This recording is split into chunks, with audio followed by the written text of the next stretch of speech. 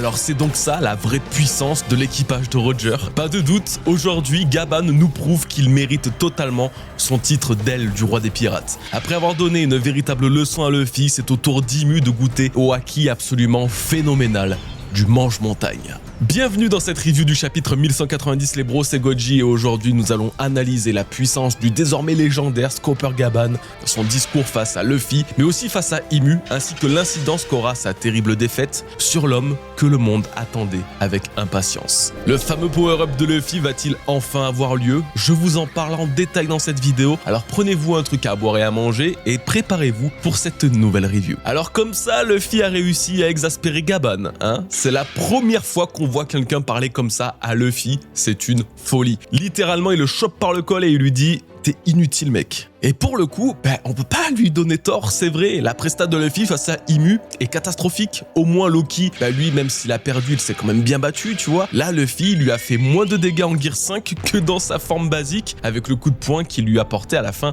du chapitre 1186. Après, moi, ça me va, bien sûr, de voir Luffy un petit peu plus faible. Forcément, ça donne un petit peu plus de prestance à Imu. Profitons-en, j'ai envie de dire, parce que ça risque de pas durer. Mais oui, à la fin du chapitre, avec un Gaban blessé, avec le bras coupé à cause de l'impuissance de Luffy, il y a eu le discours typical shonen aussi pour remotiver le héros. Ouais, machin, si tu meurs, tu pourras plus protéger tes amis et ton équipage. Oui, le roi des pirates, c'est la cible de tous. Alors si tu peux pas tenir, tu te casses d'ici, machin.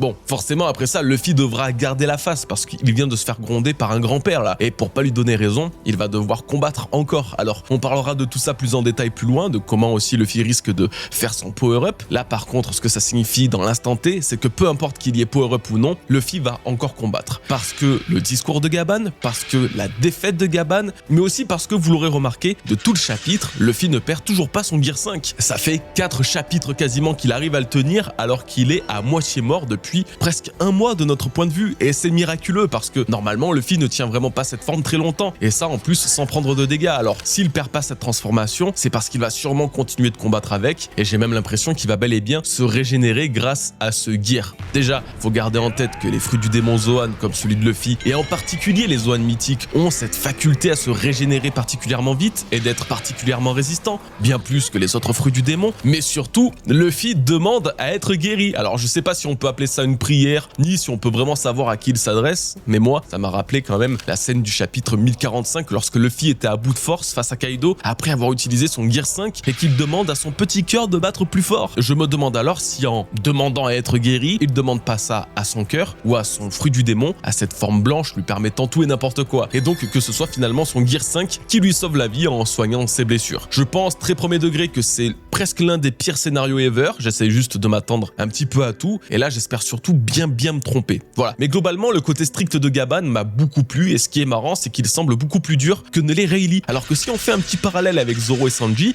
normalement, c'est Zoro qui a une mentalité à la Gaban. Donc ils ont fait un petit switch. Moi, j'aime bien. Alors comme je vous le disais, ce que j'ai aimé aussi, c'est le fait qu'il demande plus de rigueur à Luffy. Parce que même si je veux voir pour une fois le gouvernement gagner une bataille, franchement, c'est le minimum. C'est vrai que Luffy manque par moment d'aura ou de sérieux qu'on attend d'un empereur. Alors je considère pas que c'est la faute du Gear 5 en lui-même ou du côté Looney Tunes, même si on en reparlera plus tard et que effectivement Oda a introduit cette transformation pour briser le côté trop sérieux des combats de Luffy, mais je pense que c'est plutôt dans la façon de réfléchir de Luffy, dans sa façon de voir le combat que j'y vois une faiblesse. Qu'il fasse du Tom et Jerry en fait ça m'importe peu, qu'il tape des barres pendant qu'il fracasse des mecs aussi, ça me gêne pas non plus. C'est plutôt ce truc de pourquoi tu te transformes en génie face à Imu alors que ça n'a servi à rien? Où était le but dans tout ça? Là où tu as réussi justement à le toucher en forme basique 2 chapitres plus tôt, tu vois. On va dire qu'il manque un petit peu de vision dans ses combats. Voilà, au lieu de si peu improviser, essaye de peut-être comprendre ce qui t'a permis de le toucher une première fois et de reproduire cette action jusqu'à ce que ça ne fonctionne plus. Mais bon, voilà, je parle comme si j'y connaissais quelque chose au manga.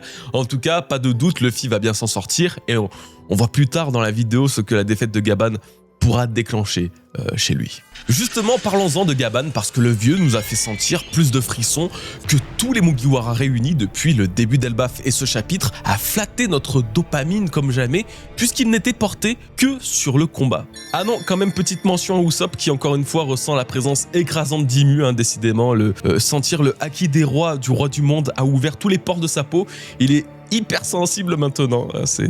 Bon, voilà, tempête émotionnelle de haki, comme je disais en live, c'est vraiment...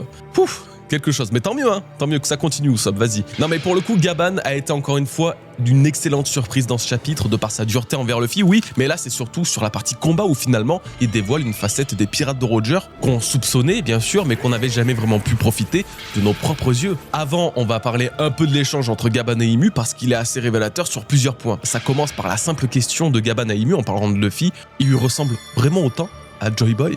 Bim, d'entrée là comme ça, donc concrètement ça signifie que pour qu'il pose cette question à Imu, c'est qu'il sait qui est Imu.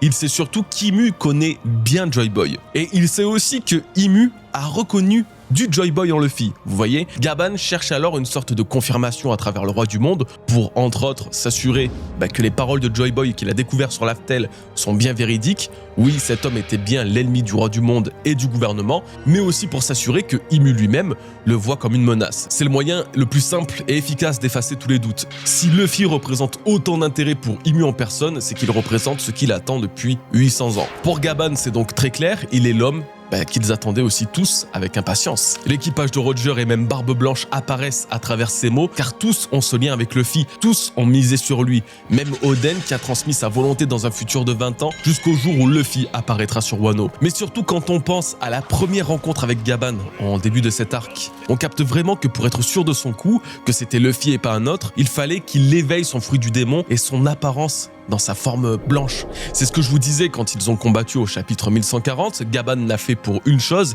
il a poussé Luffy dans ses retranchements pour une raison, voir de ses propres yeux Nika. Si Luffy en était vraiment capable, alors c'était la preuve que Shanks avait eu raison, c'était lui. Et Shanks lui-même s'est mis à vouloir dérober le One Piece uniquement lorsqu'il s'est assuré que Luffy avait atteint ce stade et cet éveil. Encore une fois, si Roger dit être arrivé trop tôt, c'est bien sûr car Luffy n'était pas né, mais aussi car seul lui était capable d'obtenir le One Piece. Si Shanks veut s'en emparer aujourd'hui, plus de 24 ans après la mort de son capitaine et l'apparition de Nika, c'est non pas pour lui, pour son propre plaisir, c'est pas non plus pour jouer l'antagoniste et combattre Luffy, mais c'est probablement car le One Piece est aujourd'hui possédé par quelqu'un, par Imu, qui ne peut rien en faire. Il ne peut rien en faire car, à nouveau, seul Luffy et sa représentation de Dieu Soleil peut éveiller, débloquer ou obtenir le One Piece. Vraiment, je persiste avec ça et ça expliquerait aussi les mots d'Imu dans ce chapitre. Il révèle avoir été imbécile de croire au retour de Joy Boy et d'avoir confondu les coïncidences avec le destin. En plus de reparler de destin, et vous savez bien que de mon point de vue, Imu en a vraiment peur et essaye de le changer, il disait croire au retour de Joy Boy. Et si, en plus de croire à son retour, il l'attendait. Il attendait de se servir du nouveau Joy Boy pour mettre la main sur le One Piece, vu que seul lui est capable de l'utiliser. Je vous jure que j'y crois, surtout quand au chapitre 1121, Vegapunk révélait que le sort du monde serait entre les mains de celui qui trouvera le One Piece et qu'Imu faisait partie du casting. Le One Piece est depuis 800 ans le trésor que Joy Boy s'est laissé à lui-même finalement. La dernière pièce du puzzle nécessaire à Imu pour remporter la grande guerre qui dure depuis tous ces siècles. Et je comprendrai davantage pourquoi le retour de Joy Boy est attendu par Imu, c'est l'opportunité de finir définitivement ce qu'il a commencé, mais pas seulement. Avec le One Piece, tu peux acheter le monde. Ce sont littéralement les paroles de Gaemon au tout début de One Piece. Des paroles qui sont bien plus importantes que vous ne pouvez l'imaginer. Car toujours en pensant à Imu, en pensant à son plan du coup d'utiliser Joy Boy et le trésor qu'il a laissé pour accomplir son rêve final, quel qu'il soit, car oui, Imu aussi a un rêve, nous avons enfin la réponse à notre question datant du chapitre 1163. Que voulait dire Imu quand il parle de son monde inachevé? Et je crois avoir compris. Son monde est inachevé car pour ce faire, il a besoin du trésor de Joy Boy, la seule chose qu'il n'a jamais su utiliser, la seule chose qu'il demande comme clé, Joy Boy lui-même. Et c'est pour ça qu'aujourd'hui, Imu semble si déçu de ne pas voir Luffy aller plus loin, qu'il semblait lui aussi attendre et s'est senti trahi en voyant que le seul prétendant à ce titre n'avait pas du tout les épaules. Et qu'il disait être face à Joy Boy au chapitre 1187 pour dire un chapitre plus tard, à la fin du 1188, que tu n'es pas Joy Boy car il n'est pas aussi faible. Est-ce que vous voyez où je veux en venir? Le monde attend Joy Boy, mais Imu aussi, car il est la clé pour achever son monde, son idéal, son rêve. Et le problème, c'est qu'Imu ne peut pas partir d'Elbaf en pensant que Luffy n'est pas celui attendu, Enfin si, mais il y a deux scénarios. Le premier, c'est que Imu retourne sur Marie-Joise à cause de la limite de temps qui s'est fait ressentir à 2 reprises dans ce chapitre où on le voit souffler et tousser du sang. Il quittera alors Elbaf en pensant Luffy mort et avec la certitude que ce n'est toujours pas le moment, ce n'est toujours pas Joy Boy et peut-être qu'il ne reviendra jamais. Soit c'est l'inverse et on en parlera du coup plus loin, mais Luffy dans un élan de colère et de dernier espoir, mélangé à de l'instinct, un truc un peu inné, dévoilera un Haki des rois d'une rare puissance qui rappellera à Imu l'homme qu'il a combattu autrefois il y a 800 ans. Il retournera à Marie-Joise, souriant, sûr du retour de Joy Boy, mais aussi de la conclusion prochaine de son objectif attendu depuis des siècles. Tout ça, c'était pour la première partie de l'échange avec Gaban. La deuxième partie sera plus courte, mais il fait effectivement mention de plusieurs choses sur lesquelles je voulais revenir. Vous aurez remarqué la réflexion de Gaban à Imu, quelle apparence répugnante, difficile de croire que tu appartiens à ce monde. C'est peut-être juste une phrase comme ça et ok, hein. Par contre, ça peut révéler quelque chose de réel, de cohérent. Imu peut venir d'un autre monde. Depuis 2006, 20 ans, littéralement, les extraterrestres existent dans l'œuvre. Ils ont été introduits de la manière la plus naturelle qui soit, à travers la mini-aventure d'Ener qui, en se dirigeant sur la Lune, découvrit à la fois des formes de vie humanoïdes, mais aussi l'existence d'une ancienne civilisation lunaire qui a elle-même migré sur Terre par manque d'énergie. En fait, Ener, King, Konis, même U-Rouge, tous ces gens-là sont des extraterrestres et ça ne choque personne car ils sont probablement issus de cette civilisation descendue sur Terre. Alors, je vous le dis, Imu tire peut-être les mêmes origines, des origines lunaires, puisque de toute façon, la Lune serait le royaume des dieux d'après les mots d'Ener, mais aussi parce que Imu partage des traits avec les Lunarians, notamment le feu, la peau foncée, les cheveux blancs. Les gars, Imu est un alien, et si demain vous me dites qu'il ne vient pas de la Lune, mais encore d'une autre planète, ben je rigolerai pas. Franchement, on peut y croire, et il n'y a pas de raison de pas y croire en fait, surtout quand on voit les spécimens qui se trouvent là-haut dans le ciel. Nouveau sujet, une des scènes les plus étranges pour moi de ce chapitre se trouve quand Imu pense à Goldie Roger en se disant « Mais pourquoi Indy serait le roi des pirates ?» C'est très bizarre, car de base le D semble lié à la piraterie. Si Joy Boy est un D par exemple, chose qui de toute façon était un petit peu ancrée dans l'esprit de tout le monde, ben, il était aussi le premier pirate. Alors en quoi Indy, devenant roi des pirates, serait incohérent quand le premier d'entre eux en était un aussi? Vous captez ou pas? C'est comme si le principe de D et de piraterie était incohérent aux yeux d'Imu. Et ça, j'ai du mal à le concevoir. Avec tout ce que j'ai encore à développer dans la review, on va pas s'arrêter là particulièrement, mais c'est pas facile de tout piger parfois dans ce manga. Est-ce qu'on est sûr de tout savoir sur la piraterie et le D, hein? C'est la question. Bon, et pour finir dans les petits sujets, on a Onebami, la nouvelle arme d'Imu. Imu utilise encore une nouvelle lame, décidément ça s'arrête plus, d'ici la fin d'Elbaf il aura invoqué tout Marie-Joise et son arsenal, ça va être très violent. Autant c'est carrément le trône qu'il invoque dans 2 chapitres, hein, faites pas les choquer si c'est le cas. Non par contre c'est une très bonne opportunité pour moi de vous dire qu'en ce moment avec Nina, on prépare une très grosse vidéo où on tente de chercher, d'imaginer le nom et l'inspiration des 20 rois et de leurs lames. Dimanche, on a passé 9 heures en live avec vous, à vous montrer notre processus de recherche, à bosser avec vous littéralement pour tenter de décrypter les prochaines armes qui apparaîtront dans le futur. Si ça vous intéresse, je vous invite à suivre Nina sur Twitch pour pas rater le prochain live, ou même si vous avez 5 heures à perdre, hein, qui sait, on sait jamais, à regarder notre rediff disponible sur la chaîne secondaire Ninakama, parce que pour le coup c'était super intéressant et normalement on remet ça la semaine prochaine vu qu'il y a pause. Voilà, petite fin de l'aparté. Et si vous vous demandez si on avait pu pré-shot Onebami, le katana invoqué par Imu, eh ben non, car on pensait naïvement en analysant le trône et ses armes autour qu'il n'y aurait qu'un seul katana et qu'il s'agissait de Muramasa. On a hésité à chercher un deuxième katana mais on ne l'a pas fait finalement. Dommage, mais ça ne va pas m'empêcher de vous en parler aujourd'hui. Alors Onebami est intéressante car elle reste totalement dans le thème des autres armes invoquées par Imu jusqu'ici, à savoir la violence. Voilà, signifiant littéralement mangeur d'os, Onebami est un katana assez fascinant, réputé pour son tranchant exceptionnel capable de non pas seulement couper la chair, mais aussi les os, d'où son nom et expliquant aussi l'effet qu'elle a eu sur Gaban. De base, Onebami n'est pas un katana mais un naginata, le même style d'arme possédé par Barbe Blanche, son légendaire Muraku Mogori, la trancheuse de nuages, donc c'est pas impossible que ce soit la même chose pour la lame invoquée par Imu, transformée du naginata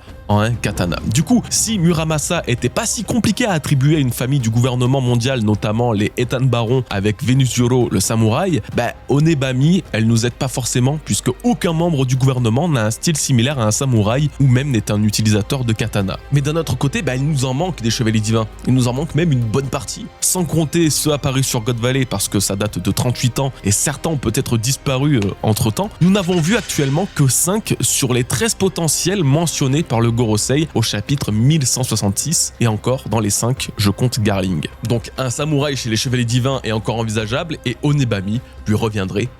Voilà tout. Ce qui est d'autant plus intriguant, c'est que Imu donne à cette lame le nom complet Onebami Toshiro. Et normalement, en japonais, cela signifie Onebami forgé par Toshiro. Donc peut-être qu'elle appartenait autrefois à un personnage qui s'appelait lui-même Toshiro dans One Piece et qu'elle a été forgée par lui. Maintenant, comme chaque arme invoquée par Imu est possédée par les rois fondateurs, vous avez bien remarqué une chose, elle possède un pouvoir. Cette capacité est probablement une sorte de malédiction puisque une aura démoniaque émane de la lame, une entité se forme et semble avoir apporté différents axes d'attaque, comme on peut le voir sur le premier assaut lancé sur Gaban, qui bien qu'en parant Onebami, se retrouve touché par cette forme étrange. Pas seulement, lors de leur clash d'attaque et de haki, on peut voir qu'Imu, sans être à portée de Gaban, a quand même réussi à lui couper le bras dans les airs, probablement grâce à l'esprit du sabre qui a touché son adversaire. C'est l'une des rares, voire même des premières armes au corps à corps, avec une portée finalement aussi élevée. Onebami est terrifiante et chaque arme a vraiment donc une capacité qui lui est propre. C'est assez fou, comme la hache d'Imu qui montre bel et bien un effet flamboyant. Reste à voir quels seront les effets de Longinus et de Gram que nous découvrirons face à Sanji et Zoro. Je me dis qu'elles mettront peut-être à l'épreuve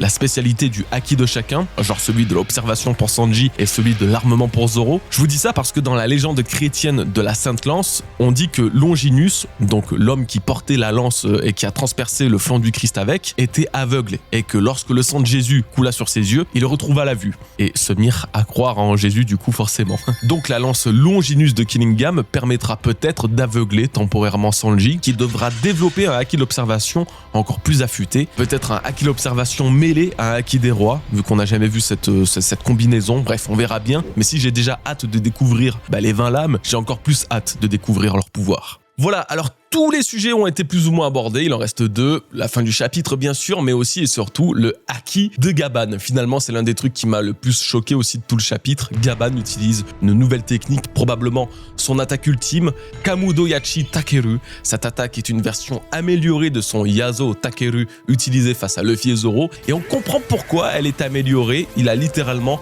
découpé l'arbre d'Adam. Une branche entière du bordel qui fait l'équivalent de quoi ? Une île entière ou du moins une île façon Onigashima. C'est waouh, j'imagine pas ce que le meilleur épéiste du monde peut faire si un gars aussi vieux que lui est blessé que Gaban est capable avec ses 2 petites haches. Maintenant, vous l'aurez remarqué vous aussi, mais le haki de Gaban était si exceptionnel qu'il s'est transformé en une attaque à part entière. Il n'avait pas besoin de trancher avec ses armes car les éclairs de son haki le faisaient déjà pour lui. Nous avons là toute la démonstration de l'évolution du haki et même plus encore.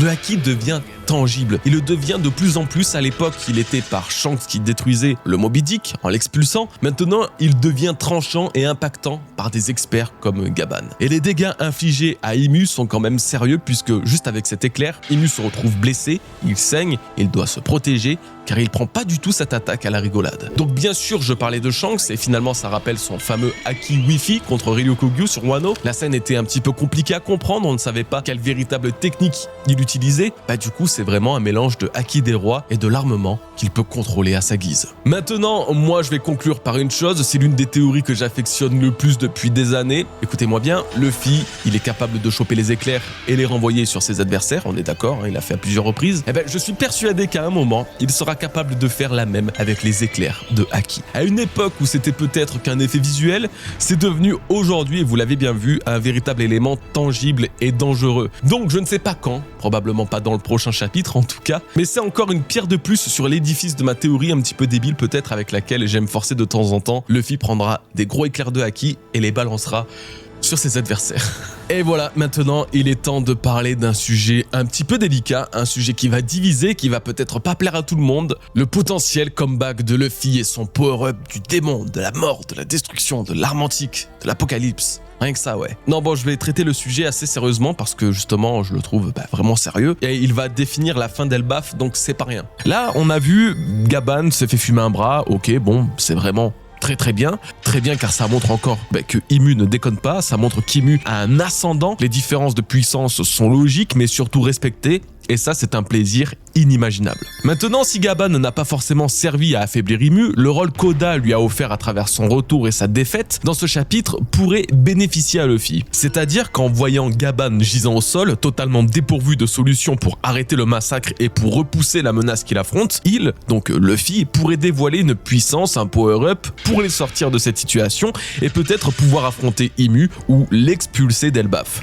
C'est un scénario qui est ma foi assez classique, d'autant plus dans les shonen, mais alors en quoi est-il problématique et qu'est-ce qu'on peut en tirer? Luffy en mode Dark Nika, wow, ça ravirait tellement de personnes détestant le Gear 5 actuellement en le trouvant trop peu sérieux et ridicule, mais ça ravirait aussi ceux qui veulent voir le côté dieu de la destruction de Nika. Je sais que c'est une théorie largement partagée, notamment par Nina qui en a parlé l'année dernière il me semble, mais je dois dire ne pas arriver à m'en satisfaire pour plusieurs raisons. Déjà, le Gear 5 ne se peut pas être sérieux et dark. C'était bien sûr une théorie avant qu'il apparaisse, Luffy full acquis de l'armement et tout, mais l'arrivée de Nika a tout changé pour une seule et unique raison qu'on ne peut contredire, la volonté d'Eiichiro Oda. Oda l'a très bien dit dans une interview du Weekly Shonen Jump en 2022 aux côtés de Gocho Aoyama, le créateur de Détective Conan, je cite « J'ai dessiné le Gear 5 parce que j'ai vraiment envie de m'amuser, et je pense que ce n'est pas grave si les gens n'aiment pas, je veux simplement m'amuser avec mes combats. Les mangas de combat doivent devenir de plus en plus sérieux pour répondre aux attentes des lecteurs et honnêtement, je déteste ça. Je ne veux surtout pas que mon œuvre devienne un manga sérieux de ce genre. Je veux m'amuser, décider de m'amuser et j'ai l'impression de pouvoir enfin le faire. Quand j'ai dessiné le Gear 5, je me suis réellement amusé. Je vous ai aussi enlevé au passage la partie où il parle des expressions loufoques et cartoon de Luffy en disant que c'est une tradition se perdant dans le monde de la bande dessinée, que ça l'amuse encore et donc qu'il compte pas arrêter. Alors bon, cette interview, elle a 4 ans. Des choses changent en 4 ans. La mentalité d'Oda aussi peut-être. Mais est-ce qu'il irait à renier le principe même de l'évolution de son personnage principal? Est-ce qu'il irait à contre-courant du Gear 5 loufoque, tounesque pour réintroduire un Gear 5 plus sérieux et grave alors que c'est ce qu'il ne voulait pas? Ce qu'il ne voulait plus et ce qui le renie? Je ne dis pas que vouloir un Gear plus sérieux c'est mal ou incohérent, pour le coup c'est surtout à l'opposé de ce que déclarait et voulait l'auteur lui-même. Alors est-ce qu'on peut s'attendre sur Elbaf face à Imu à un Dark Nika très sérieux et tout? Normalement non. Est-ce que du coup on peut s'attendre à un Nika dieu de la destruction ou que sais-je encore? C'est possible mais il faut faire la différence entre plusieurs choses. Tout d'abord, si power-up du style il y a, il faut que Luffy reste dans la même veine et que cette nouvelle forme soit tout autant humoristique. Ensuite, vouloir un mode dieu de la destruction, car Nika est considéré comme tel pour certains géants, rend la chose un peu difficile car il n'a jamais été dit que Nika avait 2 états ou 2 modes. Cette idée venant du chapitre 1136 où les géants débattent sur quel genre de dieu est vraiment Nika est surtout révélateur des différentes interprétations qu'ont les peuples sur ce dieu soleil. Certains disent qu'il est le dieu de la libération, d'autres de la destruction et d'autres le dieu des rires car son apparition coïncide avec chaque fin du monde dans le Harley. Sauf que c'est pas aussi simple que ça en fait, et ça ne veut pas dire pour autant que Nika a plusieurs facettes de sa personnalité. La fin du monde dans le Harley, on l'a bien vu, ce n'est qu'une fin symbolique ou philosophique. Le monde n'est pas détruit au sens propre du terme, c'est plutôt ses fondements et sa civilisation qui sont remaniés, réorganisés. La fin du monde il y a 800 ans a juste comme cause la création du gouvernement mondial et la chute d'un ancien ordre. Et Nika n'a rien détruit, c'est Imu qui l'a détruit pour le coup. Et justement, le dieu de la destruction, Nika, peut là aussi se traduire par la destruction de l'équilibre et de l'ordre mondial. Luffy, en détruisant le gouvernement, va détruire le monde, ce monde devra être reconstruit, mais ne signifiant pas pour autant qu'il sera à l'origine d'un apocalypse néfaste, juste à la fin d'une ère. Plus simplement, aux yeux des esclaves, Nika est le dieu de la libération, aux yeux de l'ordre mondial, il est le dieu de la destruction, aux yeux de ceux ni affectés ni par l'un ni par l'autre, il est le dieu des rires. Ce sont les oppositions se trouvant chez les géants. Je pense perso que ça marche comme ça et que le principe de destruction chez Nika n'est pas forcément une forme ultra badass, sérieuse de la mort et tout et tout. Ensuite, et plus important que la théorie, finalement, il y a le scénario. Actuellement, Luffy est aux portes de la mort. Il s'est fait planter à plusieurs reprises par Imu, n'a pu bouger de tout le chapitre 1189 et se retrouve dans la plus grande situation de faiblesse depuis bien des années. Là, s'il arrive à moitié crevé, à s'énerver, à se transformer, à combattre à nouveau Imu, on revient toujours au même problème, il n'y aura plus de tension, c'est tout, voilà. Parce qu'on sait que même un pied dans la tombe, il arrive à être plus fort qu'il ne l'est normalement en pleine forme. Vous allez peut-être me dire que oui, mais c'est un peu le propre des héros shonen qui se dévoilent alors qu'ils s'apprêtent à mourir. Oui, vous avez raison, mais Luffy n'a jamais fait ça. Luffy n'a jamais débloqué un seuil de puissance après avoir perdu, comme l'aurait fait Goku par exemple. Il a bien réussi à survivre à Crocodile et à le vaincre, mais ce n'est pas à travers un power-up. Pareil face à Ener ou Moria ou n'importe qui. La seule fois où effectivement c'est bien arrivé, c'était face à Kaido en fait. Mais c'est parce qu'il a justement éveillé son fruit du démon et introduit Nika. Donc est-ce qu'on aura le même scénario aujourd'hui? Je sais pas, mais en tout cas ce n'est pas une habitude de Oda, bien au contraire. Son habitude à lui, c'est plutôt de provoquer la défaite de Luffy lorsqu'il affronte pour la première fois un adversaire trop fort. C'est pour ça qu'avant même qu'Imu apparaisse sur Elbaf, je vous disais au chapitre 1178 que Luffy allait perdre et que ça allait arriver dans les prochains chapitres. Mais comme je vous l'ai dit, rien n'est certain que Luffy se transforme ou qu'il ne fasse rien, peu importe le scénario, pour l'instant il est théorique, ce sont des hypothèses, et il faut aussi être un petit peu sincère, il se peut que malgré les contre-arguments apportés, ça ne change rien et que Luffy arrive à faire un truc, voilà. D'un côté, ça ne me dérange pas trop car la transformation un peu cauchemardesque de Nika tout en gardant cette attitude humoristique était l'une de mes théories dévoilées l'année dernière. Je peux totalement concevoir une autre forme plus effrayante à Nika en gardant son humeur habituelle. L'une des autres possibilités que je n'ai pas mentionné autour des conséquences qu'aura la défaite de Gaban aux yeux de Luffy se passe du côté du Haki des rois et non forcément du côté des fruits du démon. On en a déjà parlé, mais Gaban qui perd un bras pour protéger Luffy, c'est un parallèle déjà tout fait avec Monsieur Shanks qui a parié son bras sur la prochaine génération en se sacrifiant pour Luffy face au roi des mers. Gaban n'a pas hésité à se sacrifier face au roi du monde pour l'homme attendu par Roger et par tous les autres. Et souvenez-vous de ce qui a vraiment marqué le personnage de Gaban ici sur Elbaf, c'est son Haki et l'utilisation de celui-ci face au chevalier divin. Maintenant, rappelez-vous ce que fait ou ce que faisait Luffy dans des états de choc, dans des états d'énervement ou de danger imminent. Il relâchait son Haki des rois inconsciemment. Aujourd'hui, nous savons que Luffy, malgré le niveau colossal qu'il a atteint, a encore un très long parcours avant de rivaliser avec Joy Boy, dont le Haki était suffisamment puissant pour repousser le Gorosei, bien qu'il ait été enfermé pendant 800 ans. C'est pourquoi la réaction de Luffy dans le prochain chapitre face à l'urgence de la situation et au choc de voir Gaban autant blessé pourrait être d'expulser, peut-être aussi inconsciemment, un Haki des rois surpuissant à travers tout Elbaf. J'irai même jusqu'à dire qu'il renverra Imu sur Marie-Joise à travers le cercle des abysses comme le Gorosei sur Egghead, mais j'espère pas. Quoi qu'il en soit, le scénario est quand même cohérent par la situation. Une situation critique que Luffy ne peut contrôler mène à l'utilisation de son Haki des rois dans un contexte et un arc où le Haki est au centre de l'attention, tout ça pour sauver à son tour un membre de l'équipage de Roger après avoir été déjà sauvé par 2 d'entre eux. Vous voyez l'idée? Dans le fond, je suis toujours pas très fan que Luffy fasse actuellement quoi que ce soit face à Imu, mais je serais hypocrite en disant que ce scénario ne peut pas arriver et en le trouvant absolument incohérent. Surtout quand il fait écho à une autre de mes théories dévoilées dans ma vidéo sur l'explication des formes du Haki il y a plusieurs années. Je vous faisais tout un speech sur Zoro en vous expliquant que Ashura était la manifestation de son Haki des rois et je continuais en disant que Luffy pourrait aussi manifester une entité grâce à son Haki comme Joy Boy. Il ne va pas l'invoquer des cieux ou le ramener des morts, mais les fruits du démon peuvent peut-être avoir une sorte de mémoire résiduelle de leur ancien utilisateur. Barbe Noire utilise le Gura Gura no Mi avec la même position que Barbe Blanche, Sabo utilise le Mera Mera no Mi avec le même nom de technique signature Iken que Ace, Big Mom a instinctivement su utiliser le Soru Soru no Mi directement après l'avoir consommé de Mother Carmel, et là où on peut dire ouais mais c'est n'importe quoi parce que en fait ils ont vu les anciens utilisateurs faire, c'est normal qu'ils reproduisent le même geste. J'arrive avec le contre-exemple parfait qu'est Bartolomeo, utilisateur du Bari Bari no Mi, il invoque ses barrières en croisant les doigts exactement de la même manière que le faisait Semimaru, le précédent utilisateur de ce fruit qu'il n'a probablement jamais rencontré de sa vie. Une telle chose serait possible par la mémoire résiduelle des fruits du démon qui gardent quelques microscopiques données de tous leurs utilisateurs, influençant l'utilisation de leurs futurs consommateurs, tels que Bartolomeo ou dans le cadre de notre théorie, Luffy. En utilisant son Haki des rois ou une autre technique de Nika du style et un petit peu particulière, Imu pourrait reconnaître Joy Boy ou ressentir une sorte de volonté similaire s'étant transmise à travers leurs fruits avec une très grande volonté, le Ito Ito no Mi, modèle Nika. Je dis pas être pour ou contre ce scénario, je voulais juste l'évoquer au cas où. Et globalement pour la suite, même si j'ai des craintes, je reste quand même ouvert, Comme d'habitude, ça ne change pas. Jusqu'à présent, les 3 derniers chapitres du combat Imu versus Luffy sont absolument géniaux et j'aimerais vraiment que ça reste dans cette optique-là, car de ce que je lis dans vos messages, je suis pas le seul rassuré de voir une vraie menace affrontant Luffy. Moi, tout ce que je veux, et j'aurais jamais cru dire ça un jour, c'est ne pas voir un Dark Luffy sérieux qui défie la mort et le roi du monde. Sur papier, c'est trop bien, c'est très stylé, mais est-ce que c'est dans les veines de One Piece? Est-ce que c'est dans l'intérêt de l'histoire?